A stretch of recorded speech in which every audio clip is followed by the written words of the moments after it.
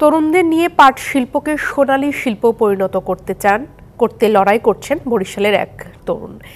একই সাথে তিনি বাঁচাতে চান পলিথিনে বিপর্যস্ত পরিবেশকেও। এ কারণে লেখাপড়ার পাশাপাশি তানভীর হোসেন পাট দিয়ে তৈরি করছেন অর্ধ শতাধিক পণ্য। একটি পণ্য রপ্তানি হচ্ছে ফ্রান্সেও। আর তার কাজে অনুপ্রাণিত হয়ে পাটের পণ্য তৈরি করে আর্থিকভাবে স্বাবলম্বী হচ্ছেন পিছিয়ে পড়া নারীরা। শিক্ষা ও গবেষণা নিয়ে অনার্স পড়ুয়া তানভীর হোসেন ২০২০ সালে পাট নিয়ে কাজ শুরু করেন। এতে তাকে সহায়তা করেন পরিবারের লোকজন। ২০০০ টাকার প্রাথমিক পুঁজি এখন দাঁড়িয়েছে ৫ লাখ টাকায়। প্রতি মাসে পুঁজির পরিমাণ বাড়ছে, একই সাথে বাড়ছে পণ্যের সংখ্যাও। পাটের বিভিন্ন ধরনের ব্যাগ থেকে শুরু করে mat, basket, showpiece, floor mat, hanging light, জুতা ও ভ্যানিটি ব্যাগ সহ ৫০টিরও বেশি পণ্য তৈরি হচ্ছে। ফ্যামিলিকে সাপোর্ট দিতে পারি, আমার নিজের খরচ চালাতে পারি, এতে আমার সুবিধা হয়। এই কাজ বাসায় নিয়ে করি এবং এখানে জমা দেই, মানে নিজের সংসারের একটু আয় হয়। ওয়ালটন ফ্রিজ কিনে অনেকের মতো আপনিও হয়ে যেতে পারেন মিলেনিয়াল।